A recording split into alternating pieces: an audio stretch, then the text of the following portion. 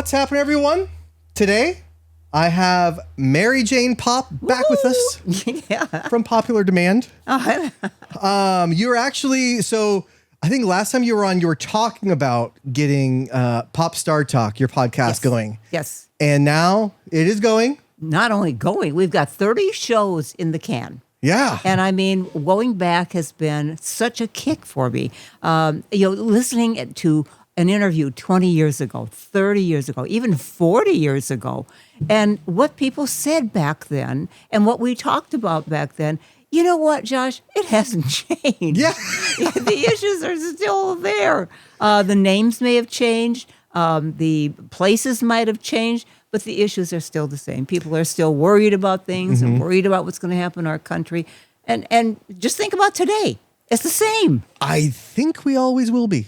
Well, maybe. I mean, That's the, I can't help but hope, Star Trek, please, come to us and now, have a better that's life. only if the earth is round. That's it. Well, no, it's flat, isn't it? Is it? It goes back and forth so many times, it's hard to keep track. Yeah, it's more like, it's not really round. I found out from research, it's kind of like a little more oval than it is totally round. Yeah, that's true. Because Antarctica and Alaska are pretty big. Uh-huh. And they're on the top there. They don't look that big. But they're very significant. Yeah, and I mean, it's kind of like you mentioned Star Trek, but they have that 3-eye atlas that is coming at us. Oh, and it's something. Yeah. It's something. You never know. I mean, we've got, asteroids and comets flying by our Earth all the time, but they're not real big. Yeah. But some of those, I just saw Independence Day, which was kind of wild. Yes. It's kind of, the Will Smith. Bill Pullman. War of the Worlds, Yeah. and all that. And then I also saw Will Smith in iRobot. Oh, yeah. And I thought, okay, artificial intelligence is here. And I don't know. It makes me a little nervous. It really does. Well, Independence Day was like, I love that movie. Yeah. Number one, like, I'm a pilot and I fly, but it's not like I fly fighter jets or I fly even any kind of jet, really. Or an alien. Yeah. Alien spaceship. But towards the end there, when they were like, it was like that trailer park area and the government was there and they're like, we have plenty of planes, but we're short on pilots. I'm like, oh my God, that is my dream. And the guy holds his hand up who's a prop duster. Yeah. You're going to give me a crash course in how to fly an FA-18? I'm there. Yeah. I am there. I will lay it down. Yeah. I'll be the guy that flies up in there. Yeah. But iRobot was kind of worrisome for me because obviously I like old cars and you got to drive your cars. You know what I mean? But in that movie, it was like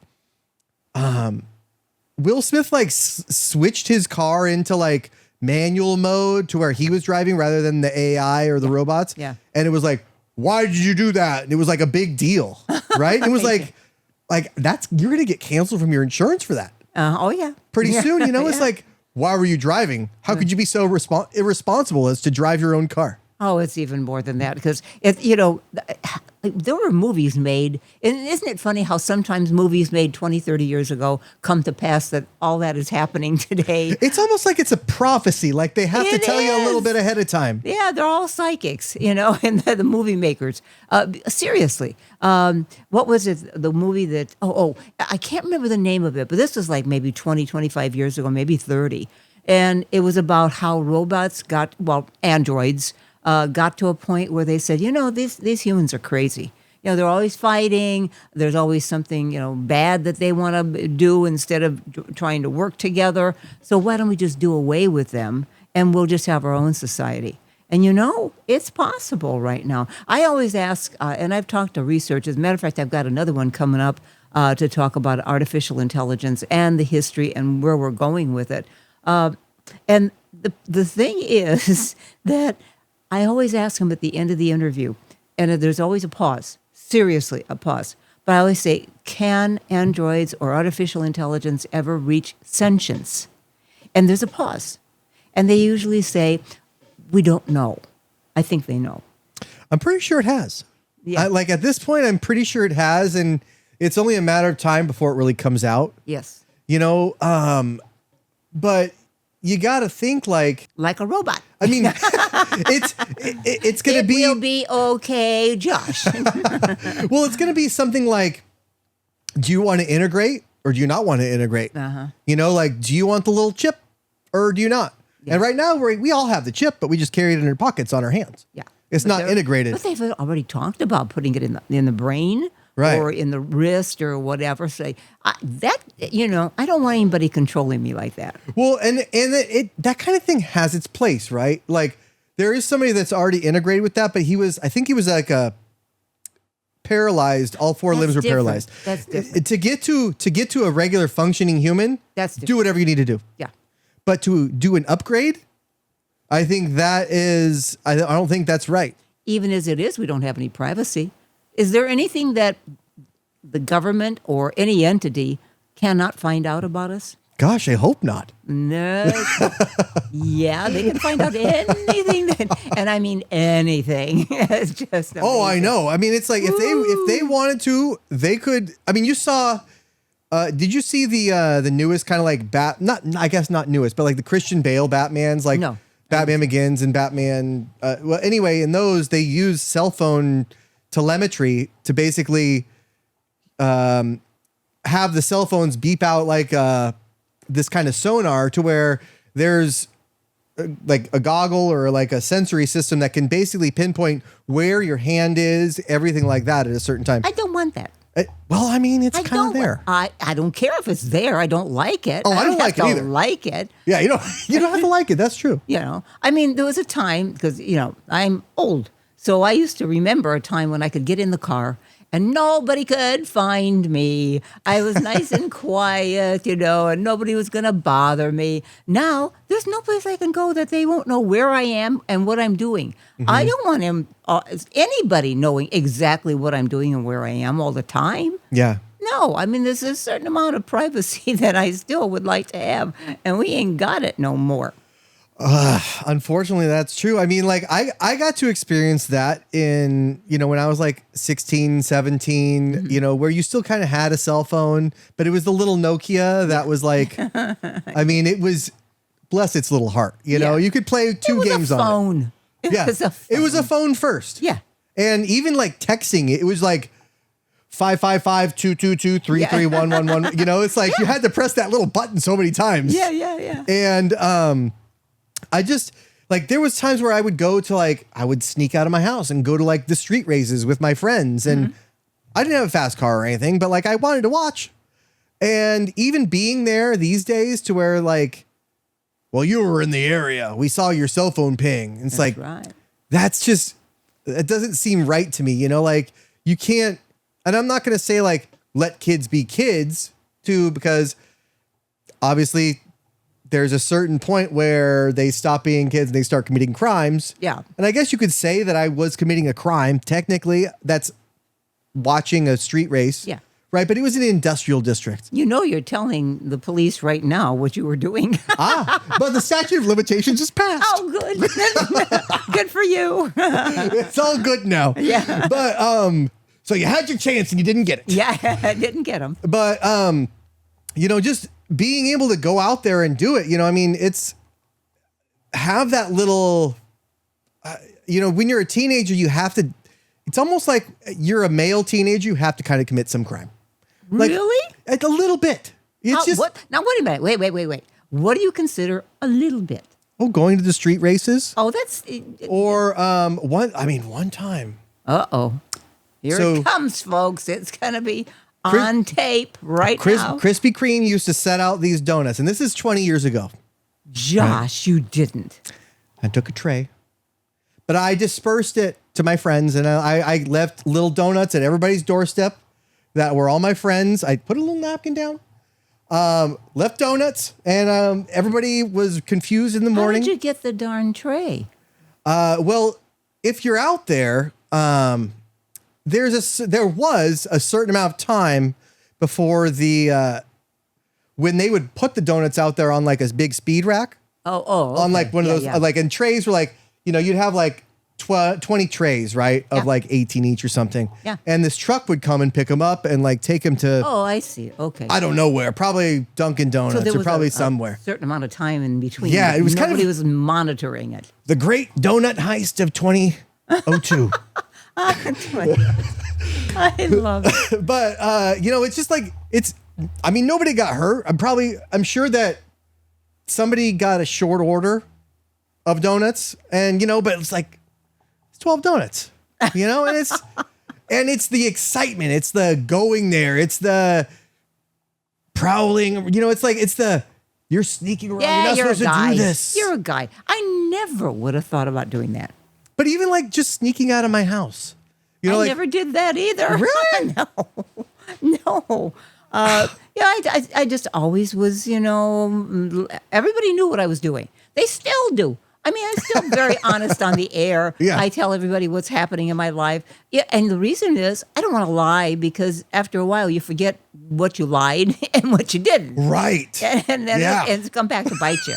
It's going to come back to bite you. It's so much easier just to Be honest. just be to lay it straight. out there and let the chips fall where they may. Where they may, yeah. And I've been very honest all the years that I've been on the air. Seriously, I tell them everything. What I did over the weekend, or if something that didn't go well, or if I lost somebody in my life, I was always very honest about it. Even when I lose my dogs or lost my dogs, I was sharing. Well, and that's kind of like the context around who you are, right? If somebody sees you and they see a clip of you that's taken out of context, right? And it's like, no, this person has explained their whole life. If you've watched their episodes, you know that they don't like this or something or that they're deathly afraid of But crickets. let me tell you something. Let me tell you something. People hear and see what they want to hear and see. This is a radio thing, okay? I would get, once in a while, not very often, but once in a while I'd get somebody would be irate of something either I said or somebody that I interviewed or whatever. And they'd say, well, you said this and this and this and this. I said, no, I didn't. Yes, you did. I heard it. I know what you said. I said, well, I'll send you a tape of, I'll make a tape of it, or now I'll make an MP3 or whatever, and I'll send it to you. He said, no, we don't care. We know what we heard, and there's nothing you can do to change their mind. Nothing. I mean, how many times you probably have run into that quite a bit. Sure, I did. But how do you? So that's how you have to handle everything. Is I'll send you the full everything with the context. But they may not still believe it. Because people don't. I mean, people generally don't like being challenged in that way, right? Yeah. And so, I mean, I know what I said, Yeah. or did on the air or whatever. No, they heard what they heard, and what they wanted to hear, not what was said. But that's the way it is. That's what life is. I guess on the plus side, though, today is you can respond to that kind of immediately with like just a post that's like, here's a full clip. Yeah. Or like something like that to where, no, here's full context, because obviously if They won't believe you. yeah, They well, won't believe you. Well, I mean, come on. With what's happening today, you have to look over your shoulder before you say anything. well, I mean, people, it's been going on for a long time, No, it like hasn't for been that anyone. long. Because if you look back at COVID, like you had all these people getting canceled for something. You had doctors that had some kind of other opinion or whatever getting completely let go. I mean, I had to get a shot just to go to a customer or this An like a event? company function Oh, yeah. to this NBA game, right? Okay. And so and I didn't like that. I don't like what's happening now. And people have a pretty short memory, like it wasn't long ago that this was happening to you. Yeah. And now you're doing it. And it's like, it wasn't long ago that you were doing this and now you're complaining about it. Let me ask you a question. What do you think about the Jimmy Kimmel thing? Well, so Jimmy Kimmel, he used to be funny on the Man Show. Mm-hmm. Did you ever watch the Man Show? Okay. He kind of did. He dressed up as like this. You know who Karl Malone is, the basketball player. Yeah. Well, he used to dress up as Karl Malone, and it was kind of a funny skit. But back then, he did like the full blackface, right? Ah, yeah. And you can't do that now. You can't be doing that. No. But him and this other comedian, Adam Carolla, like I loved watching that, and it was hilarious. And it was like one of those things. That's like my mom would come in and see like me and my stepdad watching, and she's like, because at the very end there's like. And both of those guys, like Jimmy Kimmel and Adam Carolla, would be like, and now girls jumping on trampolines. And they would just show girls jumping on trampolines and then the credits, right? Yeah. And then, it kind of progressed, I'll be right? honest with you. My evaluation of that is stupid. It is. Especially by the lens of today, and But you would have let your audience decide. Right, sure. If they don't like it, it's called turn the channel or, get something else on the phone or whatever. Don't listen to it. Don't watch it. Yeah. Let that be the thing that determines. You have the freedom to turn the channel. Or to turn it off and read a book or something. Now it's gotten to a point where if the government doesn't agree with you, they're going to come after your butt. Yeah. And you like when he got the show, it's not the Tonight Show, right? That's Jimmy Fallon. No, yeah, it's Fallon. So it's his own thing. It wasn't like he took it over from anyone else, right? No, It's Kimmel Live. Yeah. It's his own. So, I mean, that's fine that he had his show. And I don't think that what he said was really something to be like, the bad part of what he said was like, it was a MAGA guy or something. He didn't say that. Or like it's anyone of their own, right? Of their own. But like there was a question mark. Right. There, the clip of Trump, I thought that was like, yeah, that is kind of funny because he did get asked about Charlie Kirk, and then he just started talking about the ballroom. Yeah. know? Oh, that was. I'm sorry, that was hilarious. And I thought that was kind of clever, but like. Because they asked him. I mean, the reporter, and he always gets mad at the reporters anyway, all the time. Mm-hmm. But all the reporter asked him is, "How are you handling, the grief or the situation with Charlie Kirk being killed?" And at first I thought, he's going to say something decent, nice, and he did. I'm working through the grief. And by the way, they're building. Do you see all these construction trucks here? Yeah. They're building the ballroom. And I'm going, no, don't say that. I don't know exactly what goes through somebody's head. And you could say like, Trump's an asshole or Trump's an idiot or something. But like, for that person to go in that right time with like, we can probably both agree that Trump has a pretty big ego. Oh, right? Are you kidding? It's gigantic. So to confront a reporter after something like that has happened, it was probably all like he could really think in his brain to do other than to start like getting really emotional. And he probably didn't want to do that, right? I'm okay being emotional or whatever. It was a sad thing, but, and it shouldn't happen, but like Jimmy Kimmel probably shouldn't have gotten canceled off the air. And because it was happening already.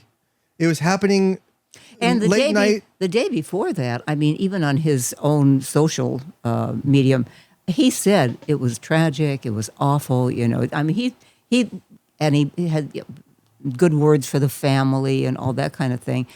But then on the air, I mean, when I saw it, I wasn't offended by it. Maybe he went a little far, but you know what? That's what comedians do. Sure.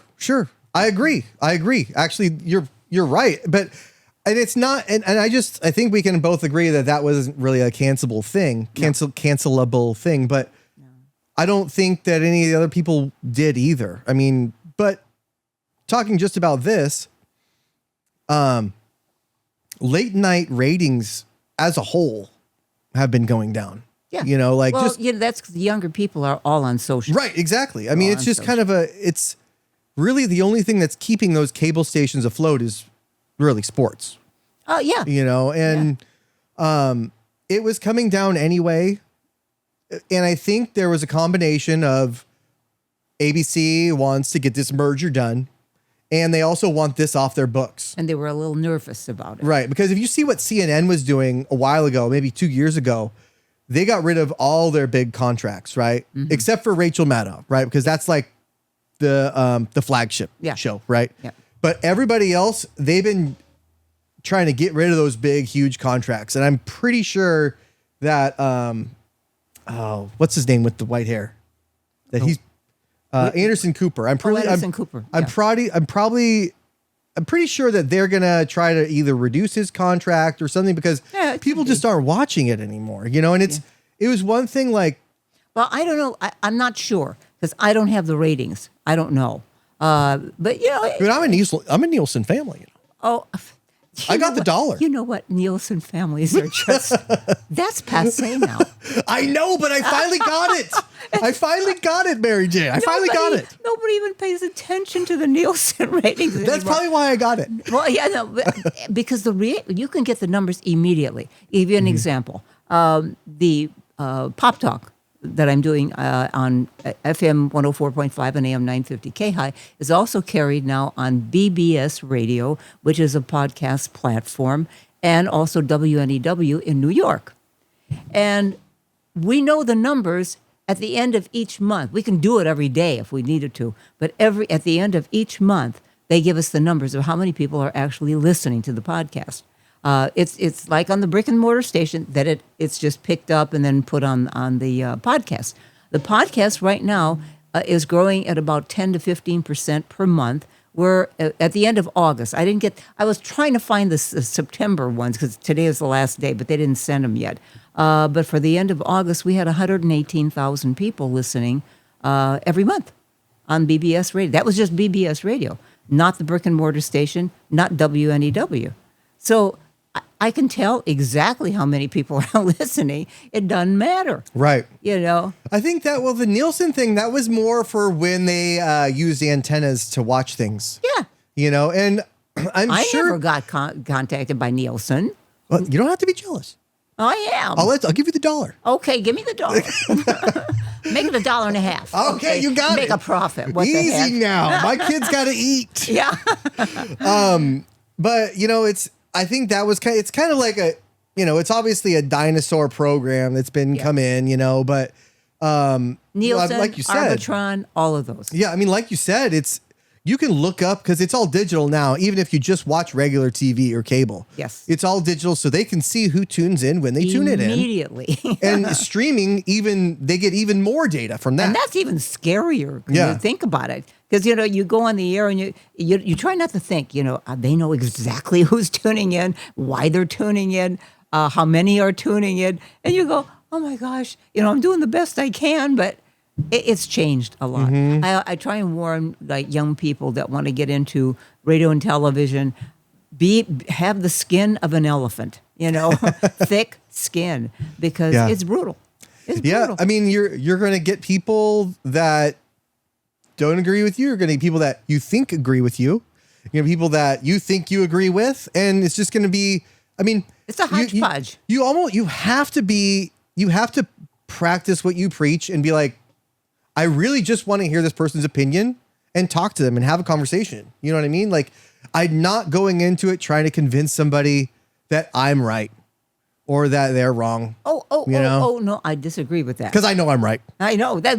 I know you're right, but the others don't think they're right too. But seriously, I mean, some go on the air and they won't even consider the other side, and that's not good. I disagree with that. I want to hear all sides. There's not two sides to any issue. There's multiple sides to the issue. Right. And listen to all of them. And then after that, if you make a decision and you don't agree with me, I'm cool. But don't, if you listen only to Fox or only to CNN, I want you to listen to both, and then we'll talk about it. They're 180 degrees from each other most of the time. Sometimes they kind of come close, and you go, "Yay!" Yeah, they're finally agreeing on something. Only one thing happened, actually, but two sides are saying how they interpret how their truth is. That's basically, exactly it, the interpretation. And let's face it. There's 10% on the ultra left. There's 10% on the ultra right. There's a whole bunch of people in the middle who are willing to listen and willing to exchange ideas. Yeah, those are usually the listeners and not the talkers, though. That's true. You're right. But you got the big mouths who get out there and beat the podium, and this is what is the truth. Well, what's truth anymore? I don't know what truth is. Do you? Yeah, well, and that's the thing is like when you get to a certain point, I think in you could call it Hollywood, you could call it broadcast, you could call it anything, but when you get to a certain point, you also develop that ego and you think that what your words have like prophetic meaning, you know, and it's just That's like scary. You know, like you get there and you have had to come across those people at like networks or TV stations, radio stations, somewhere around there to where they have been doing this for so long that they think I control what the people hear. Yep. You know, like I control it now. They actually do because they've got the money. Money talks. It used to be, but now it's, I mean, you know, you're in Now, the podcast sphere now. Well, podcasts have taken over. Yeah. And I think it's great because now you can talk, you can say what you think, what you really feel, and the people will listen to it. If they don't like it, they've got a bunch of other podcasts they can listen to. Yeah. But the old way was not that way. And there's no such thing as news anymore. There is entertainment. That's the word that's being used now. And that's not good. I used to like, when I was growing up and being a reporter on the street or anchoring the news or whatever, you anchored the news. You talked about the news. You reported the news. You didn't give your big fat opinion. That's a journalist or that's a talk show host. That's what those are for. But they've kind of gotten meshed and mixed up now. They're not the same. So when you did the news, how did you, obviously we all have our own personal bias. Yeah. How do you separate that from what you're like, because there are facts. People back then, like when you did it, people were able to do that, but people now they can't. They can't. Or they won't. I don't think it's they won't anymore. I think it's they can't. Well, that's stupid. Then don't be a reporter. Then don't be an anchor. That's what. Go out and have your own talk show or your own podcast. Then you can have all the opinion you want and share all the opinion you want. But there should be, but there isn't anymore. You're right. There isn't that division that says you're crossing the line when you're starting to put your own opinions in there. Yeah. News is news. You go out on the street. So many people were shot. Oh my God, there's so much of that anymore. And this is the person, and as much information as they can get, and let it go at that. Instead of, well, I don't understand why they did this, that, and the other, or their beliefs, or the organizations that they belong to. Hey, wait a minute. That's if the police report that, then that's reportable because that's news. But you don't make judgments before you know what the real story is. Right. And you've got plenty of other places you can go to and get all the opinions you want. Yeah, I don't know if I don't know if you can really go back to that at this point. Yeah, I agree. I'm not sure. It would be nice if we could, because then people would know that's the news. It was reported. This is what happened, and then stop there. If you want an opinion as to who that was and why they did it and all this kind of stuff that is not factual, then listen to a talk show or, a journalist. The other thing, too, is I worry about the internet more than anything else because you can say anything you want on the internet. You can write anything you want on the internet. They're not held to the same standard that I am when I'm on the air on radio or television. Right. And that's not right. It's Right, it's the wild west of the internet is the wild west of the medium. Yeah. And that's not good. But who would you have police it, Well, hey, they're policing Jimmy Kimmel, and what he's saying. Well, then you'd have to police that too. I don't want anybody to be policed. You say that until they'd come after you. I'm sure that one day somebody will. And if it's a lie, and they can say a lie, and they admit that they've lied on the internet, and people who say, "Oh well, that's what they said, and it's the truth." Have you It's called fact checking. Do you ever fact check anymore? Very few people do. I don't even know if anybody does anymore.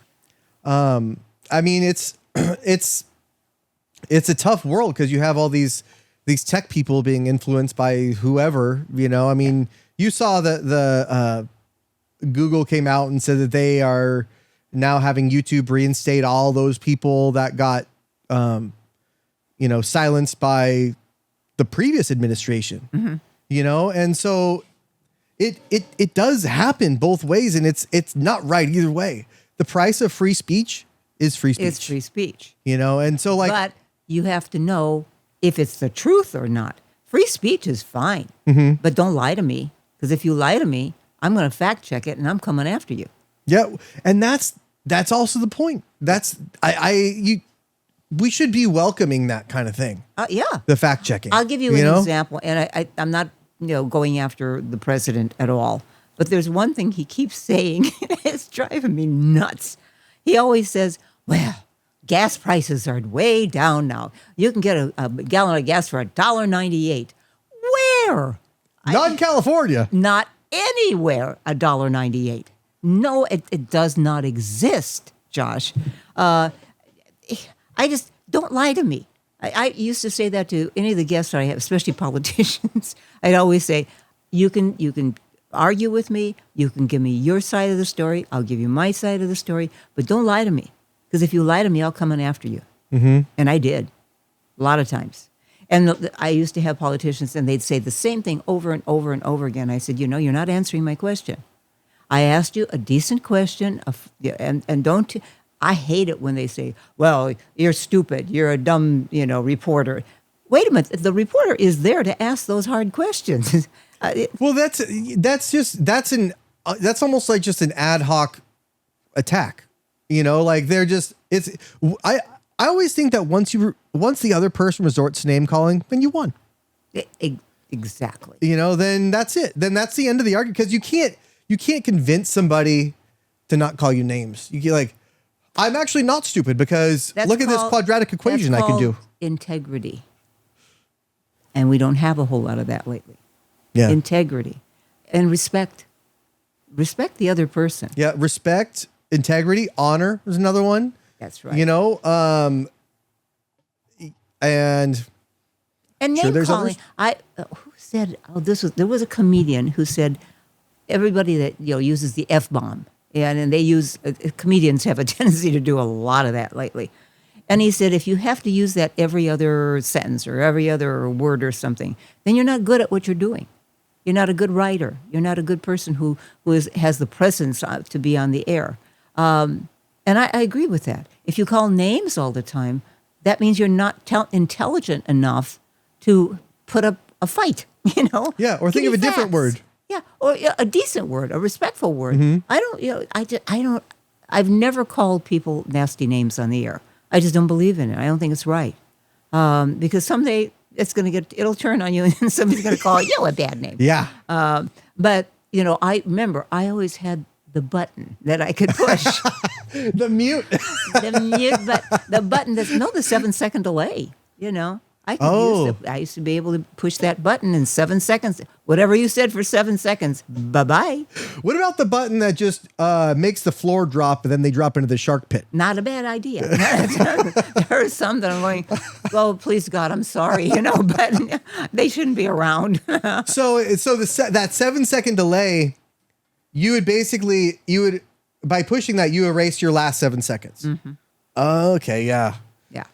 So that means if they had, because we couldn't say swear words. Yeah, or you're going to get your license pulled. You betcha. Yeah, and there's people itching for those licenses that are scouting around, being little Karens, watching everyone. Absolutely. To like, hey, this guy, look at it. They're 10 minutes of dead air. Yes. You don't even have to say push. Yeah, if you say nothing, you're going to get in trouble. If you say the wrong thing, you're going to get in trouble too. Yeah. You just have to keep making noise. Yeah. At least noise. Yeah. And not bad noise that offends people or makes people pissed off. But just do it with facts. If you can do it with facts, I'm willing to listen. I may not agree with you, but if you start calling me names, I've turned off. Well, and I'm not listening that's anymore. the thing, is we can't, I keep telling my kids, you if somebody calls you a name, just there's no talking to them. No. So You're walk right. away. You're right. Draw a picture, ride the tricycle, something else, and did not call them names. You can, If you think that they're an asshole, then they just are. I know, but it's so tempting. Sometimes I know. I know it is. It's so tempting to say, oh yeah. So once in a while I'll go, Andy, what are you, an a-hole? You know what the rest of it is. So, but yeah, I agree with you 100%. You can't fight with people like that. Well, that kind of goes into, we were talking earlier about your show. I was listening to the, Martin Cove? no, the Lou Dobbs one, actually, Lou Dobbs. before you so rudely showed up on time. Yes, I know. That was funny. Yeah. That was funny. Lou Dobbs, so, he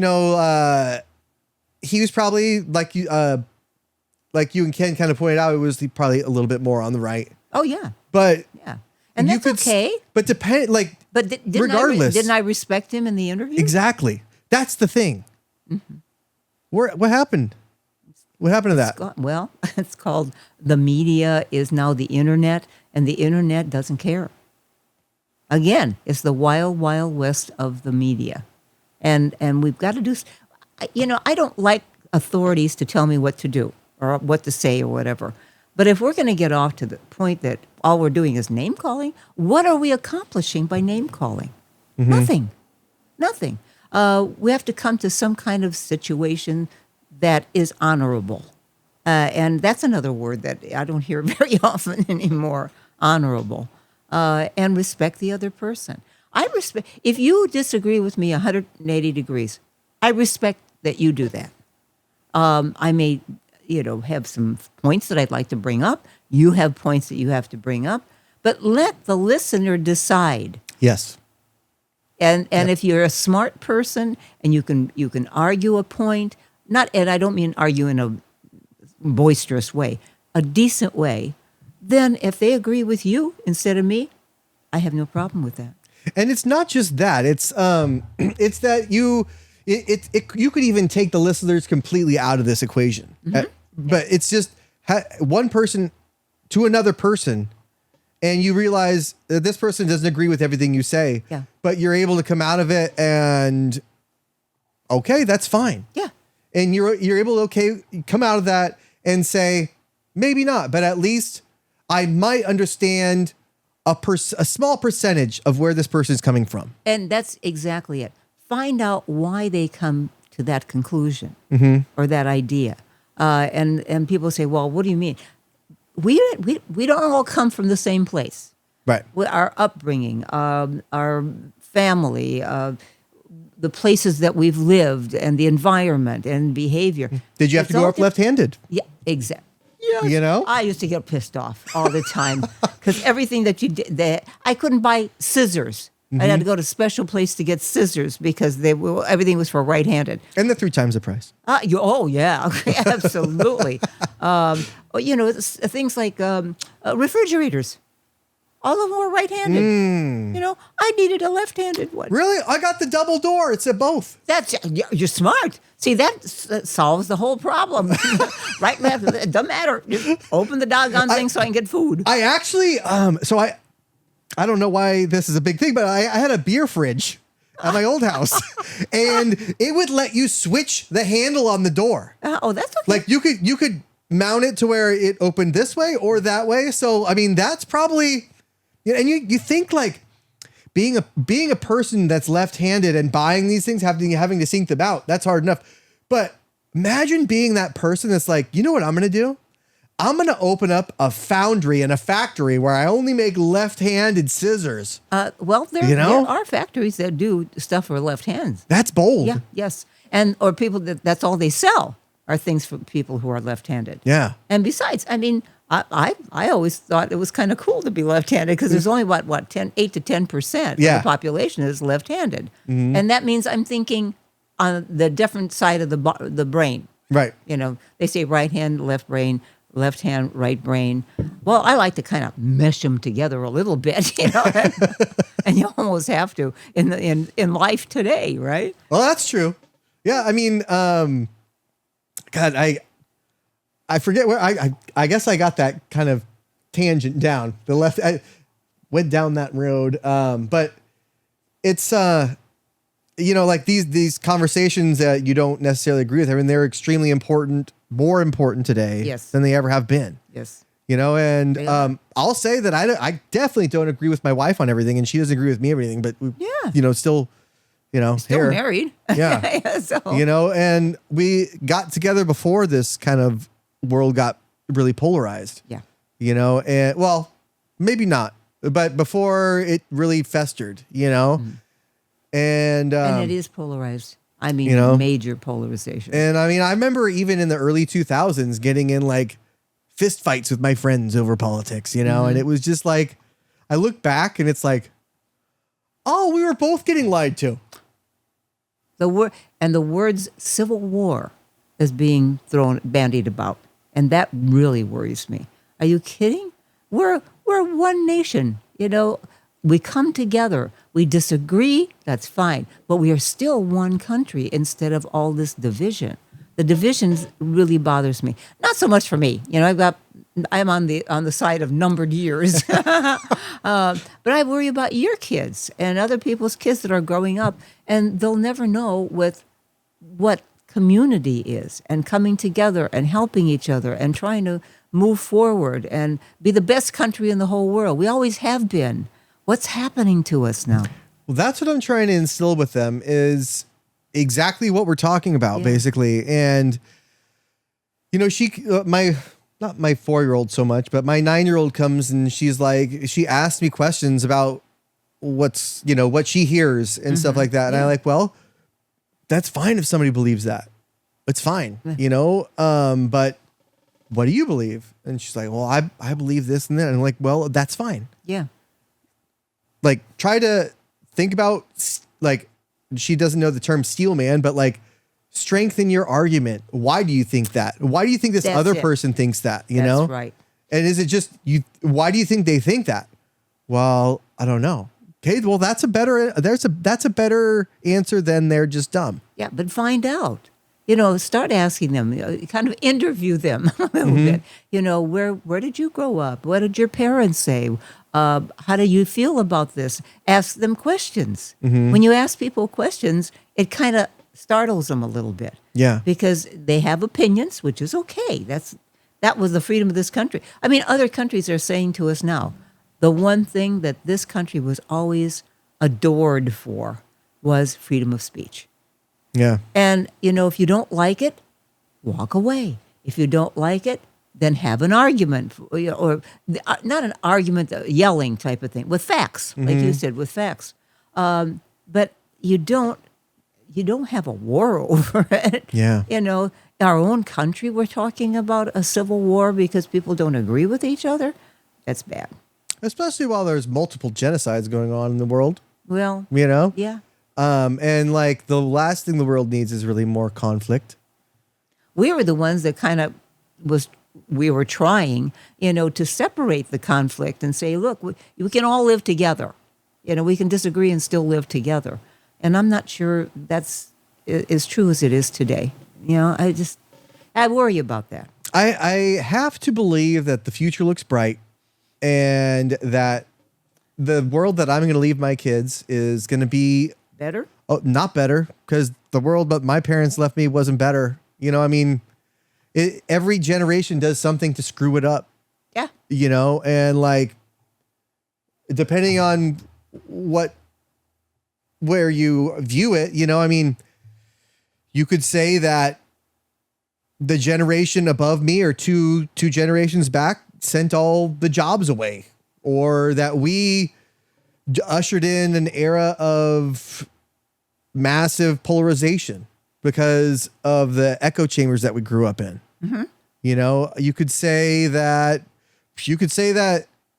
the generation before you started the Federal Reserve, and now we're all screwed. What's the matter with the Federal Reserve?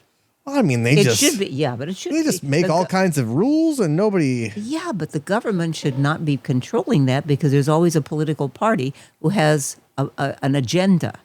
And having the Federal Reserve separated, although, believe me, I've argued about the Federal Reserve on the air too, and some of the things that they've done.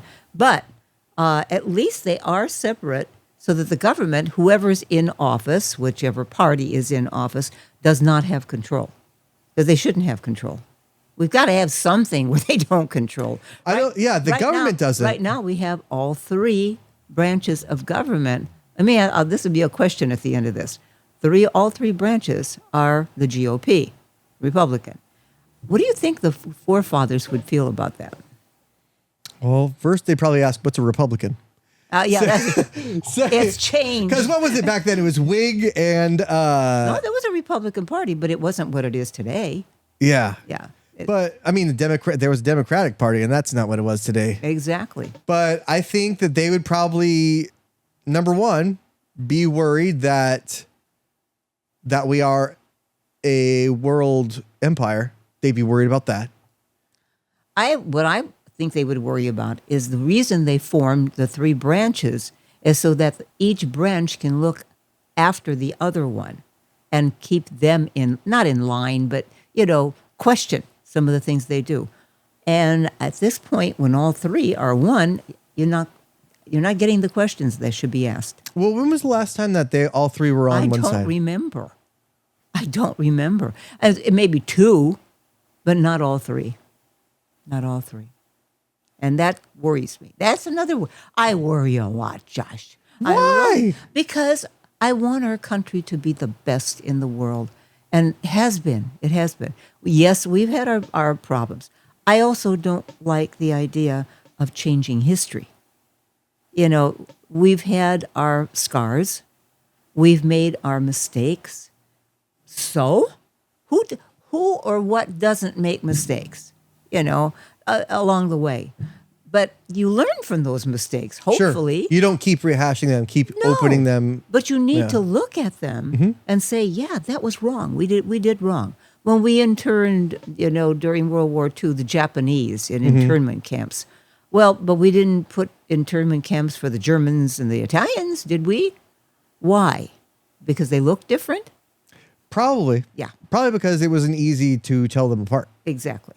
And because probably there was a lot of, even before English settlers got here, there were German settlers. And even the Pacific Northwest since the late 1500s has been settled by Germans. And I don't think that there was ever during World War II, there was you're a damn German. Yeah. There was that kind of thing. Absolutely. But, and I actually, I went to this thing, you know who George Takei is, right? From Star Trek? Yeah. So he was actually I interviewed him. Oh, that's right. Yeah. He was in one of those camps. Yeah. He grew up in, he was a little kid. Yeah. In one of those. And I went to this, maybe it was a symposium, but he spoke to everyone about it. And yes. me and my wife got to go up and talk to him for a little bit. And he's always very, very open person. Yeah. If there's one person that I want to create an AI voice model of, it's George Takei. Yeah. Wow. He was the nicest guy. He really is a nice guy. Yeah. I have met Shatner too. Yeah. And I really like Shatner. Yeah. Both on the screen and off, because Shatner is Shatner when whatever he does. Yeah. That's Shatner. But Shatner kind of he gave me the that kind of feeling of I just don't give a fuck anymore. A crap anymore. Yeah. We're on the air. Clean your mouth up. But Soap in your mouth. But the first time we met him, he talk about an ego. He has an ego, sure. I think Takei had an ego too. Yeah. Talking to both of them, I think they did, and it's probably why they clashed. Yeah. And Nimoy clashed too. Yeah. Because you're all here and you're this show was not supposed to be anything. And now it is literally it's an entire movement. It's created basically the whole not festival. What am I thinking of? Not conference, but convention. Oh, okay. The whole convention atmosphere that we see today is largely because of that one show. Yeah. Where it was, you can see that it's such low budget from, how they controlled the ships or whatever. But Walter Koenig, when I interviewed him, he played, what was his? He was the one that sat next to Takei. He was You know, Mr. Chekhov? Chekhov. Yeah. Chekhov. Yeah. When I interviewed him, he said there was a lot of clashing I and people, bet. upset about things. But that's what they wouldn't be where they are if they didn't have an ego. Yeah. Anybody who's an actor or even on the air, even Josh and Mary J, we got egos. Naturally. And we want people to love us. But they don't always love us. Yeah. So you just got to deal with it. Yeah. You know? That's a fact. I mean, I remember the first time I met William Shatner, it was at one of those conventions and we got the photo op and I had a little tiny baby, which is my 9-year-old now. And she's this big. Uh-huh. And I was like, do you want to hold her? He was like, oh, I can't do that anymore. I was like, why? He was like, well, my friend he was doing a photo op and he had the little kid on his shoulders. And then all of a sudden, oh no, the kid, he started to feel a warm sensation on his back and the kid just pissed all over his shirt. And I was like, wow, I'm getting a piss story from William Shatner right now. And you gotta admit, there are some people who just don't get along with kids. Yeah, so true. Especially babies. That's true. I don't like babies. I don't care for them. I like kids. Well, being a woman, and you meet another woman who has a baby, the first thing they say, would you like to hold my baby? Yeah. And I'm like, no, I don't think so. I don't think so. I'm just not that way, Babies are too much of a liability, too fragile. I even when my own kids were babies, it was like, oh, I can't wait for another couple months. Yeah. I just don't, I can't do this where you're just screaming in the bed. I have to figure it out. Yeah. I don't even like my dogs howling. Yeah. So it's like, yeah. no good. We howl. I got to tell you, this is so funny. I've got 2 Samoyeds. Yeah. Samoyeds folks are they're the white dogs. They were herd reindeer. They would herd reindeer in Siberia. And then they're also sled dogs. So they're the white fuzzy ones. They call them the smiling dogs because they always look like they have a smile on their face. And it's the big curly tail, all white, double coated and all that. We howl together in the morning. Oh my goodness. And not every day, but sometimes I sleep in maybe a little bit longer, and they'll jump up on the bed and they'll hear something outside. One will start howling, the other one starts howling, and I thought, okay, so I start howling, so it's all 3 of us howling. I can imagine what the neighbors think, because when the windows are open during the summer, they probably think she's a nutcase. Yeah, officer, she's doing it again. Yeah, she's here. Yeah, call them the people with the little white jackets. We got this one on film. Yeah, yeah, that'll be what they post. Yes, yeah. Hopefully, but that's okay. I mean, everybody is different. Thank God. Wouldn't it be a boring world if everybody was the same and believed the same and felt the same and did the same? Boring. They call that hell. Yeah. Absolutely. Yeah, I mean, I'm that's why I'm kind of thankful. I mean, it's still people would say oh, things are turning bad, and I've thought that before too. I've thought that plenty of times. But at the end of the day, you focus on, and I've said this the last couple episodes too, but you focus on what's important to you. Yeah. What's important to me is these walls, and it's. Yeah, but you have to respect what's important to other people too. Well, that's the thing, is what's important to me may not be important to everybody else. That's right. And you don't put them down for that. But focus on bring it back to things that affect you. Mm-hmm. Things that will because generally, and I had somebody on the show a while ago, and he was like, generally 80% of the stuff that the federal things happen, it might trickle down to some extent, but people get so caught up in it to where they let it take over. But the other thing too is that it doesn't start from the top down. It starts local. Mm-hmm. If people want to change things, you're not happy with what's happening, then get involved. And it starts on the local level and then builds from there. Mm-hmm. The top, they got big mouths and they they're always got an opinion and big they're always microphones. screaming. Yes, exactly. The bully pulpit, as they used to call it. But it doesn't start there, and we still have control. It's called elections, mm-hmm. And that's the other thing. I please don't. I don't want to change anything. We're doing okay. We're not all elections were totally perfect. No, I mean there was always stories about when John F. Kennedy was elected. Lake County was up by the Chicago area. That was, manipulated. They always say vote and vote often, or they'd say names at the cemetery, or something like that. So yes, there's been problems. Yeah. But compared to other countries, come on, we are still got the best in the world. Yeah. And it won't change. But if you keep trying to manipulate it, it's going to cause it will be a war then. And that's not what we're looking for. Yeah. I mean, we are kind of seeing that within these last maybe few elections to where you're having China and Russia and North Korea and Iran, they're cyber influencing, whether they're making bot posts to, stir up trouble or like the DEI post that China does or the, all like, I guess the top 19 of them, not the top 20 Christian pages on Facebook were Russian bots. Yeah. 19 out of 20, so they're both playing both sides, and it's something that we've done to other countries, and it wasn't right then. It's not right now. That's right. And, but right now Pandora is out of the box and there's no putting it back. How do you feel about artificial intelligence since you mentioned it? Well, artificial intelligence it's here. I mean, it's integrated in just about everything that we have. I've gotten on the air a couple of times, just, kind of in jest, but kind of thinking about it too.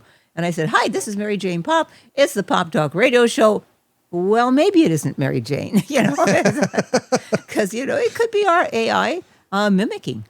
I mean, maybe 20 years or 30 years after you're gone, you still producing content? Yeah, that's right. Hey, your word lives on. Yeah. Oh, I don't care. But there's good things and bad things about it. Like medically, I think it's wonderful. Sure. It can come up with new medicines, new technology, surgeries, and all that. Absolutely wonderful. But it should be a tool. It's a tool, and that's what it always should have been, and it's what it should always be. But the good thing about that is you could go into like a video and you could see run it through AI and be like, is this any AI? Mm-hmm. Yes, it is. Uh-huh. And just a lot of people don't know that though. But also you could run through this story or this text conversation. Is this legitimate? There's a 99% chance that this was, not legitimate or something, there's that kind of thing that you can rely on it for. But I'm always pretty wary about relying on it. You should be. Just because, I think it's it's like if I had a team of advisors, that would be one advisor. And that's how you have to treat it. That's one advisor. AI it's not the one. is creating music. AI is creating books. It's still, I don't know. I think it still lacks a little bit of emotion and feeling. And that's the one thing that is still there. Although, did you know, they are now creating what they call the motherly love chip that they're going to put into the androids, so that they have some emotion. I know it's still programmed. Don't give them emotion, too. Yes. Well, see, the thing is that's the whole idea. Because they say, oh, well, you can't program emotion. Well, wait a minute. Yes, an android has to be programmed by a human being. Yeah. I understand that. Aren't we programmed by other human beings? Sure. The way we're raised, you've got your kids, you're programming them, whether you think so or not.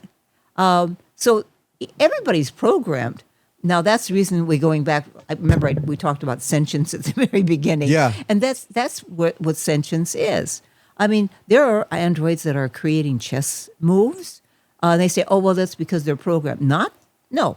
They're creating chess moves that have never been done before, or soccer plays that have never been done before. True, it comes from their programming, but so are we, Yeah, and you think about Mowgli and Tarzan were programmed by the jungle. There you go. It doesn't take a person. It doesn't need to be a person. It's the environment. Anything could program it. But when you have this, it's intaking all this data. Yeah. And it's going to form whatever it's supposed to form based off of just that. Nature or nurture. Yeah. Or is it both? It's got to be both. Yeah, I agree. See, we agreed on something. Oh my gosh. Oh, Mary Jane, we agreed on more. I know. We agreed that those little dogs were adorable. Okay, so what else are we going to talk about? What else? So, Martin Cove. Yeah. I was listening to that He one. was the meanie guy. Yeah. In the Karate Kid. And it just, he has that look about him to where it's like, you'd be a great villain. Yeah. You know, and there's, when And he's always been, anything that he's done, he's always been a villain. Well, he was talking about like everybody in Cobra Kai and Karate Kid. Yeah. You know, Pat Morita. Yeah. He actually didn't have that accent. Yeah. Well, Well, he was born, I think he was born here, wasn't he? I think I want to say he was born in like Chicago. Yeah. So it's like, You know? he So- probably had a Chicago accent. Yeah. Like well, I he did. do. He did because if you watch the old episodes of Sanford and Son, Yeah. he's in those episodes before he was in Karate Kid, and he's just like this Asian dude in bell bottoms. Yeah. You know, he sounds like me. Yeah. You know, and so it's weird that we think of like Pat Morita to be like this old sage or something, you know, where he's like, he's just this dude from Chicago. Josh. He's an actor. You know, he's a dude from Chicago, or I mean, maybe wherever I'm he's a from. dudette from Chicago. Oh, from Chicago. That's where I was born and raised. Really? Wow. If I have maybe a couple of shots, I kind of fall into a little bit of the Chicago. Oh, next time. Nasal. You know? I'll have them ready for you next time. We got to hear that. That's got to come out. Yeah, and it's just little things that come. Most of the time, it can't because I worked on it. Yeah. Not to have it, not that bad, but it's the nasal sound. I used to hate that anyway, so I got away from that. So how long did that take you to get away from your accent? Since I was a singer. See, now that I just did an accent from Chicago, singer. Oh, that hard G.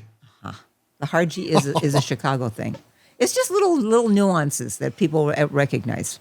Weird, because I don't know if I have an accent. I mean, I'm sure I do. Californians, where were you born? Here? Yeah. Okay, no. Californians don't have an accent. Nice. Every other state pretty much has an accent. Yeah, because I'm like, my friend from New York will come out and it's like, Oh, New York. yeah, that's a big thing. It's like, gosh, this And guy. they're proud of it. They're proud of it. Well, yeah, because like they get up and they're like, we wake up and we say, let's go get this bread. Yeah. You know, like, man, we just don't have that out here. We're not the hustlers that those guys are on the East Coast. California doesn't. I think it's because it's such a mix of so many people from every place else. Yeah. That it didn't develop its own accent. I mean, Yeah. if you go to the Northeast, Maryland, Maine, that area, definitely you identify that area. Mm-hmm. Or you go to Texas, you can Yeah. easily Texas, or the Deep South, Mississippi, and that. Or you go to New Orleans, immediately there's an accent.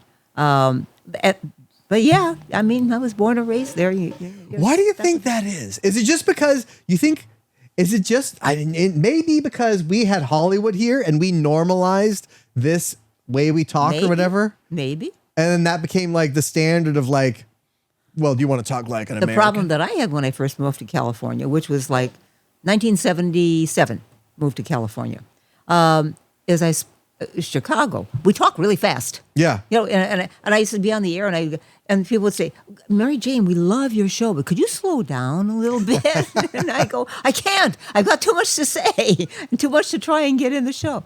But I did. You learn. You say, just slow down a little bit, just calm down. But yeah, every place has something that they do.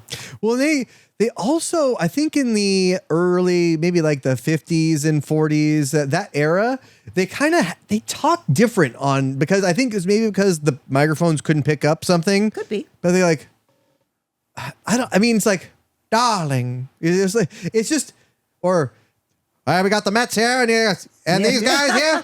Yeah. Oh, look at these guys. They're really, Bombardier coming in. And it's just all that kind of weird. It was a weird way that they spoke, only maybe because that's only what I saw on television from that time. Yeah. I don't know, like, if the people in those cities really talk like that, but Most of them don't. like if you watch older movies like Casablanca or Gone with the Wind or something like that, they speak in a way that is, it's not really natural, but it's like a Hollywood accent. Yeah. You know? Yeah. Well, that's the other thing. Hollywood is so, how do I say? I just had Perry King on my show, and we did one of the Popp Star Talk with him. Perry King goes all the way back to Slaughterhouse-Five, The Lords of Flatbush, really very well-known movies. He did Riptide. He was Cody Allen on the Riptide, which was a highly loved television show. And then he just, as a matter of fact, was it 2018? Yeah, 2018. He made a movie on his ranch. He has a ranch up in Cool. Oh, cool. Yeah, it's a 500-acre working cattle ranch. And so he did he always wanted to do a Western. And I said, why? He said, because he was always the pretty boy. He never called himself handsome. He always says, yeah, I was the pretty boy. And he said, I always wanted to do cowboy. And he said, I couldn't, they didn't see him as a cowboy. And so he did in 2018, he and his co-writer, I forget her name, they wrote a thing called The Divide. And it was a different kind of cowboy movie. It was based in 1977 on a cattle ranch. And he said the reason he did it on his cattle ranch is that he never had any problems with the owner, so because he owned it. But it was about a cowboy who had this cattle ranch, and he had a daughter, but he got Alzheimer's. And that was kind of a pet thing that he wanted to tell people what it's like as a person loses. They didn't know he had a daughter, didn't know this, was losing everything that he worked for all his life. And the movie was incredible. I mean, he did it, and he did it all by himself. He had people who came forward who wanted to produce the movie, but also money, put money into it. Sure. And he didn't want them because he said, I know what they would do. They would want to do it their way. Control it, or yeah. they'd make it sleazy or, sexy. And he said, no. He said, this was going to be pure and raw. And he directed it, he produced it, and he starred in it, that's really difficult to do all that. Yeah, I mean, wearing a lot of hats there. Oh, yeah. But that's another thing that I noticed in the episode that I listened to of yours is that Martin always wanted to, Martin Cove. Yeah. He wanted the Western, right? He wanted to make a Western. I have talked to so many male actors who all wanted to do a Western. But that makes total sense, right? Yeah. Because that's what was on back then. That's how they grew up watching. Grew up with it. But then there's a certain point where it just got cut off. Yeah. And that was Star Trek. Yeah. When you started growing up, 1962. right? Yeah.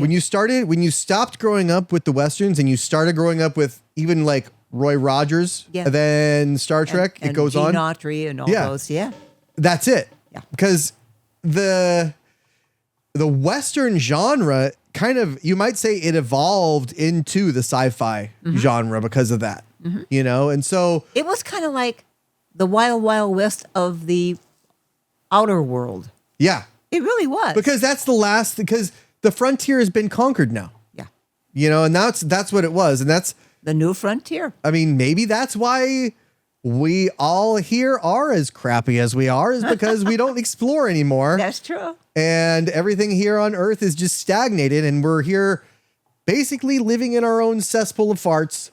And we need to get out in space. I gotta remember that. We need to get out in space if the Earth is round. Oh, yeah. Yeah. Well, they can take off flat, the flat one too. That's true. That's true. Then we can get a running start if it's flat. That's exactly right. So, but yeah, I mean, I liked listening to those, and so I was a follower. Star Trek, the original. I didn't see the originals, but I saw when they did the Next Generation.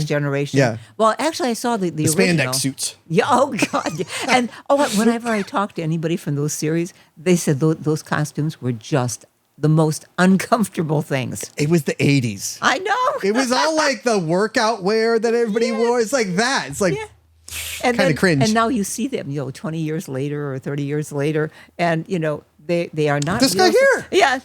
Yeah. Oh, he kind of grew a little bit, Well, he's never a skinny guy. No, never. But he's definitely not a skinny guy anymore. Yeah.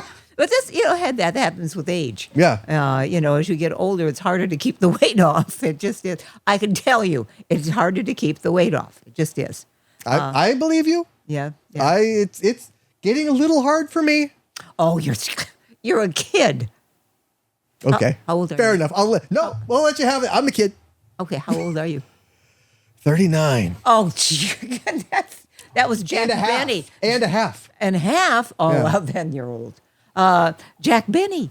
He never got past 39. Jack Benny, the comedian. Yeah. He always used to say, they would ask him his age, he would say he was 39.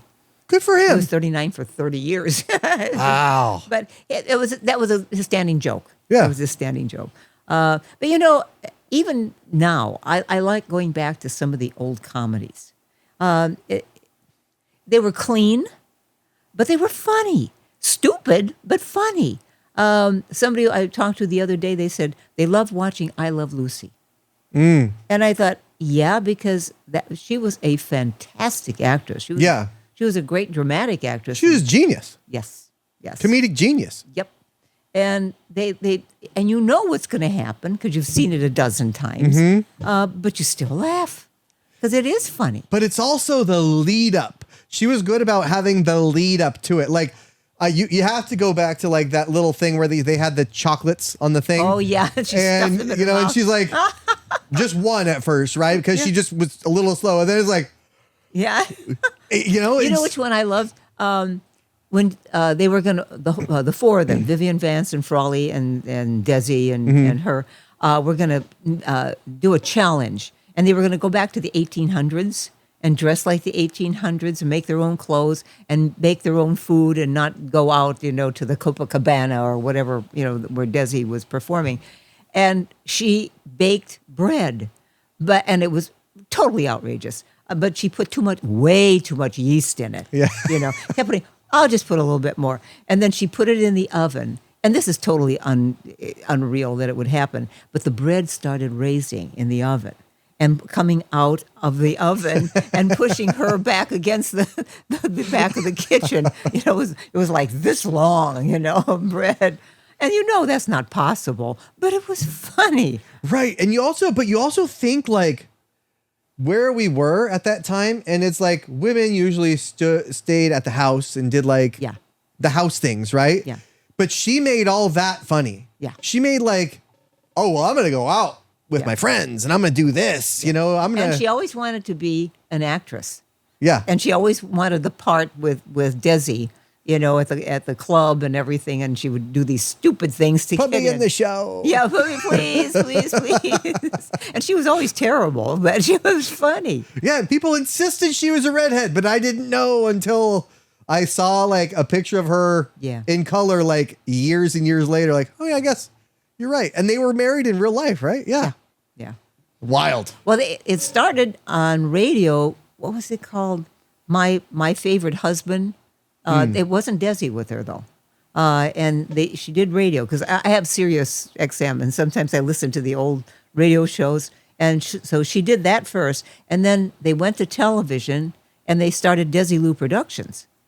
And they didn't want Desi Arnaz to be her husband on TV because they said he has an accent, and she said, I won't do it unless he's my husband on TV, which was funny because his accent was always so funny. Plus Cuba back then. Uh-huh. Absolutely. Yeah, it was the hot spot. Yeah. Can't go there anymore. No. But they're still driving the same cars around. I know. In the 50s, those are, and you know what? Those are so cool. I know we're changing the subject now. I love the old cars. I mean, they were like boats.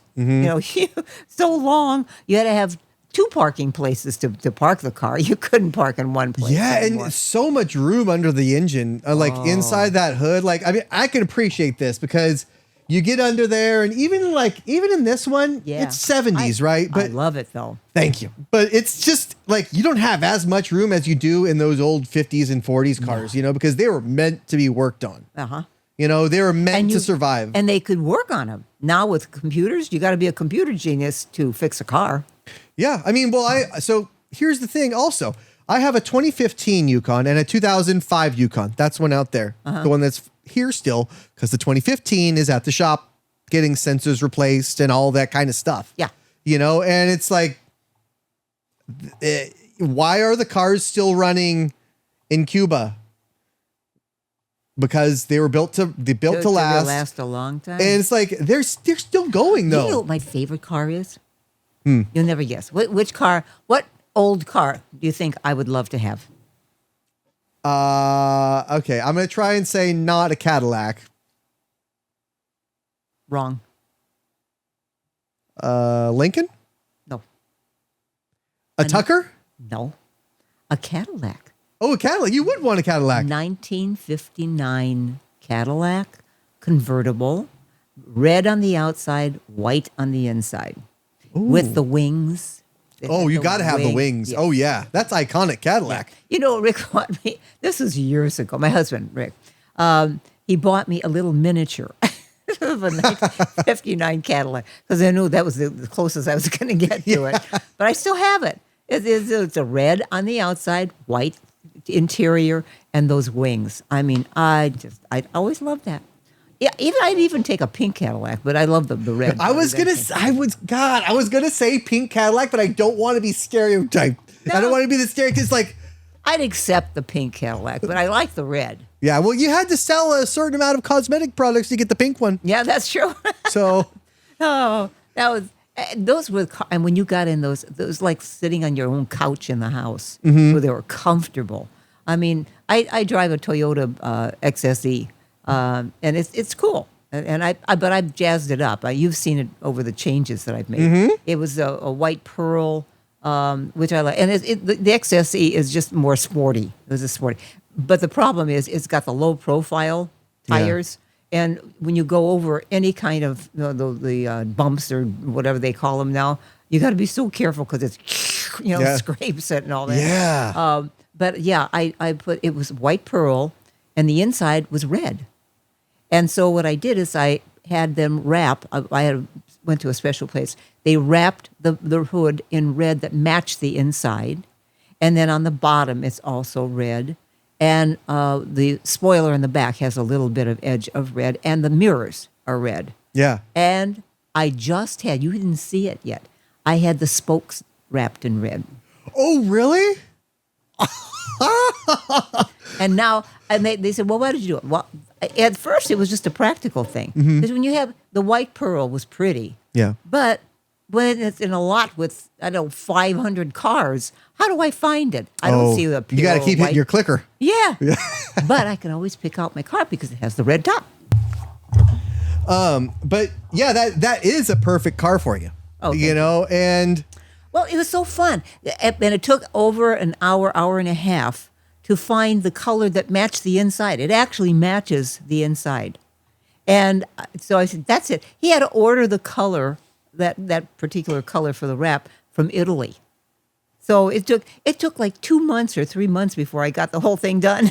geez. And this last 2 months is when I had the spokes done. I said, it just needs one more thing, The spokes on the wheel it's all black. And I said, how about we do red, but you can still see the black on the backside. Yeah. So it's black and red, which matches the car. So I said, no, I'm happy. I'm done. Yeah, there's no mistaking that to be anybody else's car.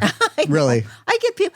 I honestly, I do a stoplight, and people will go, and I get the window down. They go, love your car, And I'm going, thank you. And then they say, what you just said, it matches you. Yeah. It's just, it's perfect. Yeah. It's fun. Yeah. Why not have fun with the car? People just drive around a car and it's so boring. I always thought the car was a little bit of an extension of the person. It is. It is. And You're that's because you're in that for so long. It's just like you're wearing clothes. It's just like the clothes. Like I don't know. I'm wearing shorts and this t-shirt. So I guess okay. that's not fancy, but I like bright colors. Yeah. Everybody goes, well, how come you like bright colors? I said, it's me. It makes me feel good. And if it makes me feel good, why shouldn't I? Yeah. You know, I don't want to walk around in black. I won't say black because you got a black T-shirt. I know. But you got Jonathan Frakes on there, so Yeah. it's okay. Yeah. You know. God, what a hunk, huh? He used to come and sit in chairs, put his leg over it, and sit down. Yes, and I thought that's crude. The gall. Yeah, I mean, I wish I had the balls, but I could never sit in a chair like that. no. My favorite was Data. Oh yeah. I love Data because he so wanted to be a human. He wanted to have emotion and all that. And I love the captain, Don Luke. You know, those are the two. Frakes is okay, you know, but he was probably my favorite character in that series, just because him and maybe Worf. Yeah. Because if you look back, you know, that was the first Klingon. Because remember, Klingons, they were supposed to be at war with them. yes, Even though back then they didn't have like the cranial ridges or look anything like what Worf did. yes. But that was explained later on. Yes. They always had an explanation for everything. But I could not stand Wesley Crusher. And I'm not alone in this. I couldn't understand that kid. Yeah. I just saw last night I was watching one of the Next Generation where the planet was dying because it was radiation poisoning, so they couldn't have kids. So they kidnapped the kids from the Enterprise and that whole thing. And I don't know. He's just Leave him. Yes. Get the other kids back, but him, I don't care. We could do without him. Yes. He's fine. I agree. Save a little money on payroll. Yeah, there you go.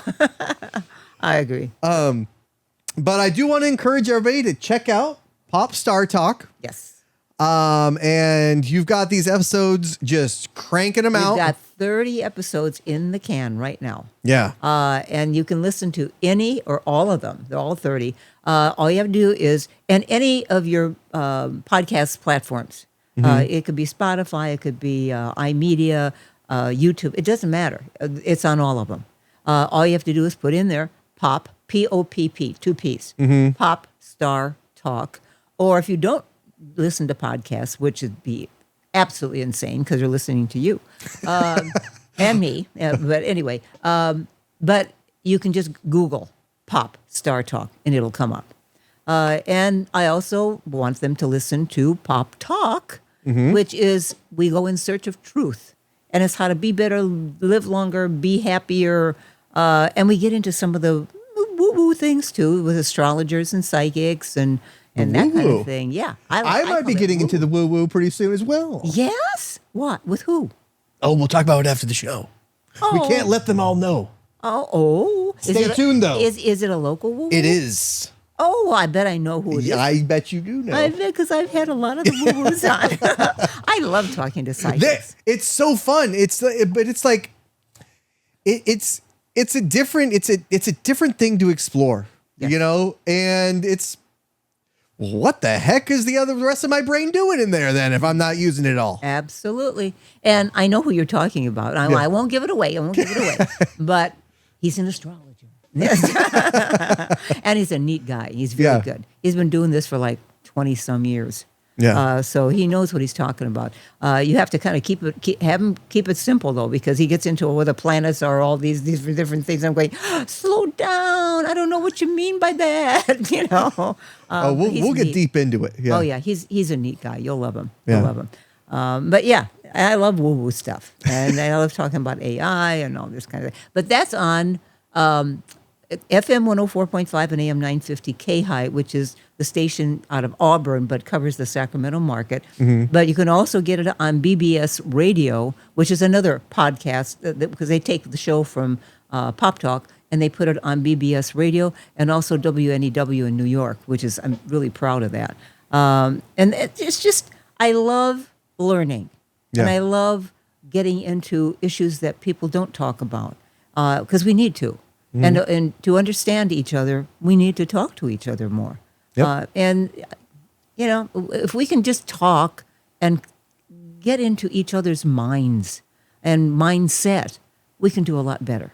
We won't have to be arguing and screwing up and trying to close down the government. And, you know, it hurts people. That's what gets me. These politicians. It won't hurt the politicians. You know, Nothing hurts them, really. No. and they don't live under the same rules that we do.